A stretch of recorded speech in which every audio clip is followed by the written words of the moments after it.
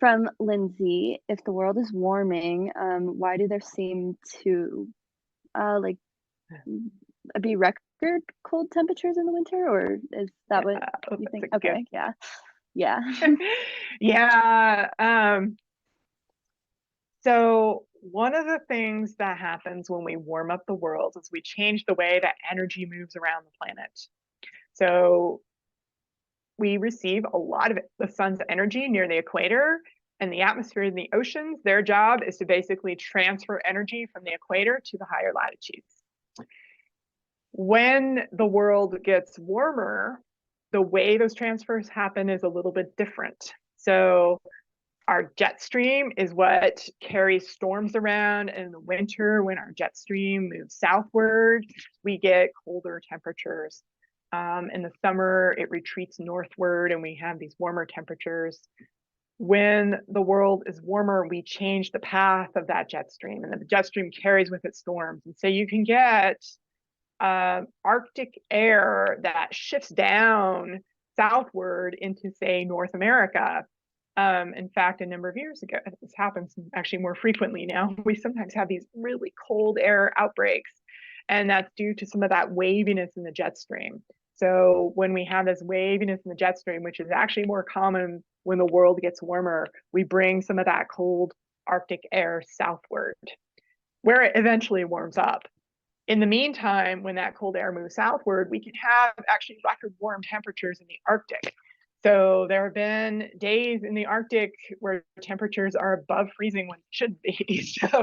So that cold air is shifting around, and that movement is happening more so as the planet is getting warmer. So yeah, so we can get these record cold temperatures. Even though the world is warming. So there's a climate scientist, Catherine Hayhoe, and she's pretty well known for her abilities in climate change communication. And she calls global warming global weirding, because really what's happening, the world is getting warmer, but the weather patterns are also getting weirder, and that the colder temperatures are an example of that. Yeah. I feel like that's a really good way to help people kind of understand what's happening. Like, yeah, weirder. Yeah, it's weird now. Okay, question from Earth Guardians. Hi everyone, by the way. Let's see. Considering there's an election in November with a potential administration change, are there any worries for the work being done to help combat climate change? Do I have worries? Yeah. I'm not sure how much I want to go into that. Yeah, considering there is one political party that kind of refuses to acknowledge that climate change is happening, that's a little bit scary. So yeah, that's quite concerning, because the other thing to kind of keep in mind is that a lot of other countries look to the United States as an example, and or at least they used to, and they're hoping to look for inspiration for ideas. And there was certainly a time frame sometime in the past 10 years when that kind of changed, because we were not an example of a leader in adapting to or mitigating climate change. And it set us back a little bit. So yeah, there's definitely there's definitely concern. So I try to, but the other thing I will say here about this is that ultimately we can respond to change. It kind of doesn't matter who sits in the White House to some extent. If we're responding in our communities and we're doing all we can individually, and we respond, we work in our cities, in our local governments, in our state governments, and we work towards making our world more sustainable in those places. In some sense, we can kind of mitigate the impact of having someone in the White House who doesn't believe in climate change. And that's kind of what happened before, when the US pulled out of the the US pulled out of the Paris Climate Agreement.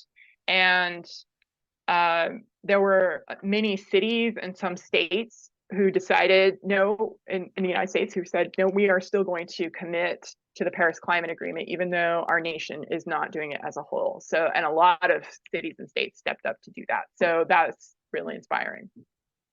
Yeah. Kind of going off of that, another question in the chat, what can like we as individuals do? Are there specific actions to support slowing climate change? And are there organizations specifically that we should be looking into and supporting? I think the most important thing you can do to mitigate or adapt to climate change or find ways to fight it is to talk about it and learn how to talk about it, learn what you can about it, and learn how to talk about it with other people. Because there are a lot of people who are still not talking about it. I would say that there's the Yale Climate Communication Center. They do a survey every year of how many people around the country actually talk to their friends and family about, somewhere around 10%, not much more than that. And that's how we get we need to get that conversation rolling. So that's one of the things that I'd say is the most important thing to start with. And beyond that, there's, we all know about lots of little things we can do, ride your bike or recycle and that kind of thing. And every one of these is a drop in the bucket. Everything we do is a drop in the bucket. And it may not feel like you're having an impact. And I think that's what's discouraging for a lot of people. I even feel it sometimes because I put my plastics in the recycle bin and then I think, what's happening to them now? I'm not really sure. Is my recycling company actually doing what it needs to do? So I think that, but yet, every little thing that you do, if somebody else is doing little things, ultimately, again, we're all putting drops in that bucket and we're all making a difference together. So once we reach a critical mass of people who are all doing little things, then those little things become big things. That's how I see it. Yeah. Yeah. Hard to forget or hard to remember, but it's important to know. That's my point. Okay. Yeah. Yeah. Sydney wants to know how we start these conversations with our friends and family who maybe don't have the same beliefs as us. Mm-hmm. That's a super good question also, because I just told you one of the best things you can do is talk about it. And there are some people for whom it's really scary to talk to your relatives, your family members, especially who don't believe in it. It's a very uncomfortable conversation at the Thanksgiving dinner table. So I would say that don't start with climate change. Start with the things that you value. What values do you share with this person? And ultimately, those values are connected to, those climate change is going to impact the things you care about, whatever it is. Maybe there's an interest in the outdoors, in hiking. Climate change is going to affect that. Maybe the person you're talking to is a hunter, likes to hunt. Usually people who like to hunt also have a connection with nature and feel that connection, and they see the changes in whatever it is they're hunting, and they see the changes in they're out in the wilderness. They see things that are happening differently. Rainfall is happening in January instead of March, and so there's less snow, and that has an impact. Or maybe they can't go ice fishing this year because the lakes aren't frozen over. So find those things that you share in common. Those are the things. Those are the things to talk about. And you don't necessarily have to bring up the word climate change or the words global warming. You can talk about this in terms of a change in the growing season, a change in our seasons, maybe winters. Oh, we have these record cold temperatures, and then in the summer it's exceptionally hot. Talking about things like that. You don't necessarily have to talk about climate change. And with some people will not ever change their minds about it. And in that case, don't try. Just talk about the things that you value most and what can you do to protect the things that you value most. Okay, I think we have time for one more question, and it's actually a really good one to end on, I think. How can we support the work that Cooler is doing on campus and in the community? Oh, that's a good one too. I am going to say that, what we're trying to do is increase awareness of climate change around campus. we're working with faculty in a lot of different disciplines, a lot of different majors to think about how they can bring climate change into their courses. So for students, ask your professors in class, hey, how does climate change affect this? Even if climate change is not part of your class, because if you're in economics or history or some other course, this change is impacting everything, or there's a history of climate change to look at, or people have written about climate change. If you're in a literature class, bring in an example. So talk to your professors, ask them questions about it.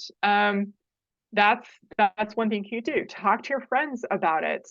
And we're hoping to have a lot more activities and programming around climate change in the coming school year, in the next school year. And we would love to see a lot more participation. If you see people sitting at the UC with a cooler table, go talk to them about climate change. And because we want to hear what students are thinking and what they want.